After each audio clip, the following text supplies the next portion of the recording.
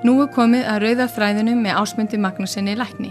Með bókina Blóðsáttmálinn eftir Sten Nilsson kennara til hliðsjónar gerir Ásmundur leit að rauða þræði Biblíunnar.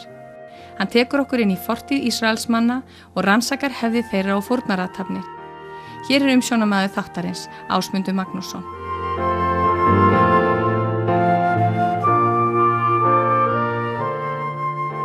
Komið sæl. Næsti kafli hér í bókinni, Blóðsáttmálinn, heitir Sáttmálinn í reynd. Það er afar nauðsynlegt fyrir kristið fólk að skilja hvað blóðsáttmálinn þýðir í Gamla testamentinu. Ef henni trúuðu skilja ekki leyndardóminn í blóðsáttmálanum, geta þeir ekki lagt mat á og skilið hversu gífurlega mikil náðarréttindi þeir hafa og Satan og auðveldara með að stela frá þeim hlutdeild í arfleifð heilagra. Ef þeir trúuðu skilja ekki á hvaða grundvelli þeir eru nefndir erfingjar Guðs og samarvar Krists, verða þeir tiltölulega auðveld bráð fyrir hæfni Satans til að stela, slátra og eyða. Hins vegar, ef þú sem ert kristinn gerir þér ljóst hvað felst í blóðsáttmálanum, þá veistu að allt sem Guð á tilheyrir einnig þér og þú veist að þú lifir ekki lengur fyrir sjálfan þig, heldur er allt sem þú hefur til reiðu fyrir Guð. Þvílíkur feiknar styrkur er það ekki fyrir trúaða að fá að vera ráðsmenn yfir leyndardómum Guðs og fá að nota þá í sínu eigin lífi. Við fáum skýra mynd af því hvaða þýðingu það hefur að vera meðvitaður sáttmálan ef við skoðum líf nokkura manna sem voru tengdir sáttmála í Gamla testamentinu. Drottinn sérðu ekki aðstæður okkar. Jósafat var konungur í Júdeu. Hann er dæmi mann sem hafði lært að treysta á sáttmálan við drottinn. Hann skildi að sáttmáli Guðs við Abraham átti við alla Ísraelsmenn. Ef við hugleiðum hversu litla möguleika konungurinn hafði á því að sigra heri 3 stórra þjóða með litlum her sínum, sjáum við að það var ekkert aukaatriði að halda fast við þessa sannfæringu. Í annarri Krónikubók, 20. kafla og 1. versi stendur: Svo bar til eftir þetta að Móabítar og Ammonítar og nokkrir af Meónítum með þeim fóru á móti Jósafat til bardaga. Og lýsingin heldur áfram. Og menn komu og fluttu Jósafat svo látandi tíðindi, afar mikill mannfjöldur kemur á móti þér. Þá var Jósafat hræddur og tók að leita drottins og lét boða föstu allan Júda. Það er mannlegt að verða hræddur þegar lífshætta er annars vegar. Slíkur ótti gerir annað hvort að lama framtakið eða minna á það þrek sem við höfum til að standast áskorunina. Jósafat vissi að þjóð hans átti sáttmála við drottinn og sneri sér því strax til hans og sá til þess að öll þjóðin stæði einhuga með honum. Þá söfnuðust Júdamenn saman til þess að leita drottins. Þegar fólk úr öllum landshlutum hafði komið saman til að leita hjálpar að boði konungsins, gekk Jósafat fram fyrir söfnuðin við hús drottins. Þetta var engin smá söfnuður, þetta var stórt andlegt útkall, 1000 manna með fjölskyldur sínar voru þarna.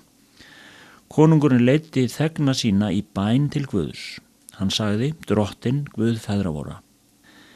Þetta var mál sáttmálans. Hann minnti drottinn á að hann væri Guð Abrahams, Ísaks og Jakobs. Hann var sem sé þeirra Guð. Hann var ekki Guð fólksins sem var í þann veginn að ráðast gegn þeim, heldur þeirra Guð. Þú ert Guð á himnum, þú drottnar yfir öllum ríkjum heiðingjana. Það er eins og Jósafat spyrji: Drottinn sérði ekki hvernig stað okkar er. Við eigum sáttmála við þig. Það sem við höfum dugir ekki, við stöndum fram fyrir óvinn sem hefur yfirburði, en við höfum þig drottinn. Og hann bætir við: í þinni hendi er máttur og megin og fyrir þér fær enginn staðist. Jósafat játast mikileik Guðs og miklum krafti hans. Hann segir: Þú hefur Guð vor stökkt íbúum lands þessa undan líð þínum Ísrael og gefið það niðjum Abrahams vinar þíns aldur og ævi. Erfiðleikar sem eru fólkinu megn. Þarna játast fólkið sáttmálanum sem Ísrael hefur við Guð fyrir Abraham og minnir leið á að í þessum sáttmála felist réttur til búsetu í landinu alla framtíð. Jósafat segir að Ísraels þjóð gerir nú tilkall til loforðsins sem gefið var Abraham. Hann segir frammi fyrir drottni sem konungur þjóðarinnar og talsmaður að þegar helgidómurinn hafi verið reistur Guðs nafni hafi verið sagt: ef ógæfa dynur yfir oss, ófriður, refsidómur, drepsótt eða hallari, þá munum við ganga fram fyrir þetta hús og fram fyrir þig, því að þitt nafn býr í húsi þessu, og við munum hrópa til þín í nauðum vorum að þú megir heyra og hjálpa. 9. vers. Jósafat segir að hér standi þeir á sama stað og geri það sem sagt hafi verið að ætti að framkvæma þeirra eitthvað gerðist í lífi þeirra sem ekki væri í samræmi við vilja Guðs. Að þeir væri nú í nauð og væntu þess að hann heyrði og hjálpaði. Og nú launa þeir oss og koma til þess að hrekja oss frá óðali þínu þú hefur veitt oss til eignar. Guð vor, mun þú eigi láta dóm yfir þá ganga. Því að við erum máttvanna gagnvart þessum mikla mannfjölda kemur í móti oss, við vitum eigi hvað við eigum að gjöra. Þetta í 11. og 12. versi. Þetta auðmjúk játning á erfiðleikum sem fólkinu megn. Samtímis varpar það öllum áhyggjum sínum á Drottin sem samkvæmt sáttmálanum við Abraham á að bera umhyggju fyrir þeim. Heldur mæna augu vor til þín. Þetta traust trúarinnar. Þeir beina athyglinni frá óvininum sem nálgast og beina augum sínum til Guðs. Það gildir trúað fólk á öllum tímum að það verður að hætta að einblína á vandamálin, sorgina og skortin, hversu mikla sem áhyggjurnar eru. Á neyðarstund verður það að halda fast við það sem það á í sáttmálanum við Guð og minna sig á að hann jafngildir öllum þörfum þeirra. Því samkvæmt sáttmálanum hann hjálparið þeirra, lausnari og sá sem meira en nóg. Hann bjargvættur þeirra, græðarið þeirra og skjöldur. Þegar Jósafat hafði beðið í húsi Drottins ásamt fólkinu kom þekkingarorð til þeirra. Svo segir Drottin við yður, hræðist eigi né skelfist fyrir þessu mikla mannfjölda, því að eigi yður búin bardaginn heldur Guði. Þetta var í fullu samræmi við blóðsáttmálan. Fólkið hafði gert það sem sáttmálinn bauð og Guð svaraði bæn þess. Þegar annar aðilinn í sáttmála ekki færum að sigrast á erfiðleikum á hinn aðilinn að grípa inn í, því þetta ekki síður hans mál. Drottin segir að það sé ekki þeirra að berjast, skipið yður aðeins í fylkingu, standið kyrrir og sjáuð liðsinni Drottins við yður. Hérna sjáum við guðdómlega fyrirmynd af því hvernig blóðsáttmáli virkar þegar erfiðleikar steðja að. Þegar fólkið í neyðsinni og vanmætti hefur snúið sér til Drottins, þá koma fyrirmæli frá Guði með hraði að það skuli ekki óttast því hann sé með þeim. Það skildi bara standa kyrrt og horfa á. Þetta myndi Páll kalla meira en sigurvegari, því vissulega menn það ef þeir þurfi ekki einu sinni að snerta við óvininum. Eftir fyrirmælin frá Drottni, þá laut Jósafat fram ásjónu sína til jarðar og allir Júdamenn og Jerúsalem búar fjöllum frammi fyrir Drottni til þess að tilbiðja Drottin. Síðan stóðu upp levítarnir til þess að lofa Drottin, Guð Ísraels, með afar hárri röddu. Vegurinn til velgengni. Síðan fékk fólkið skipunum að fara til Tekóa eyðimerkur til að sjá það sem Drottin hafði lofað að gera. Jósafat gekk fram og talaði trú til liðsins, treystið Drottni Guði yðar, þá munu þér fá staðist, trúið spámönnum hans, ritningunum, þá munu þér giftu drjúgir verða. Þetta vegurinn til velgengni. Lýðnum tryggt velgengni fyrir sáttmálan við Guð og fyrir ritningar spámannana. Sá sem trúir á Guð og heldur sig að orði hans, þarf ekki að kollsigla sig, því að Guð trúsáttmála sínum og hefur umhyggju fyrir þeim sem hann hefur gefið orð sitt. Ég hrjáður og snauður, en Drottin ber umhyggju fyrir mér. Þú fulltingi mitt og frelsi og frelsari, tef eigi Guð minn, segir Davíð í Sálmi 40 og 18.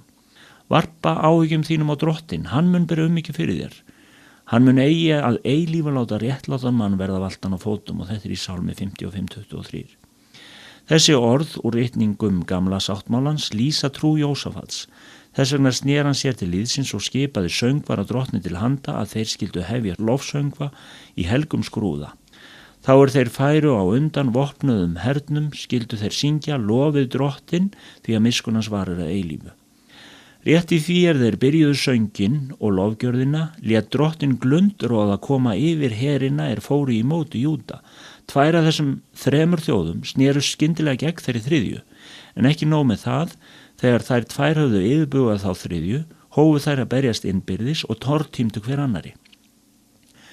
Það náttúrulega erfitt að gera sér slíkar aðstæður í hugalund, en í sáttmálanum við Guð margt sem yfirstígur skilning mannsins. Ef við áttum okkur á þessu, myndum við ekki setja mörkum það sem Guð getur og vill gera fyrir okkur, fyrir þá sem treysta honum.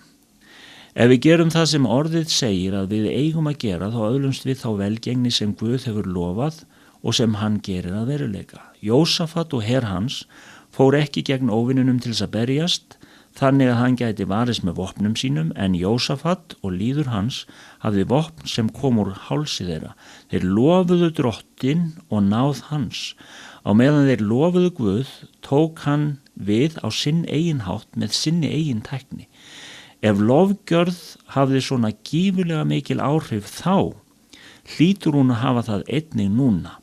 Fólk nýju vakningarinnar, vakningar sem við sjáum í dag, hefur uppgötvað þetta, það syngur líka, hversu máttugur er ekki Guð okkar og Guði verður mikið ágengt fyrir trú þess.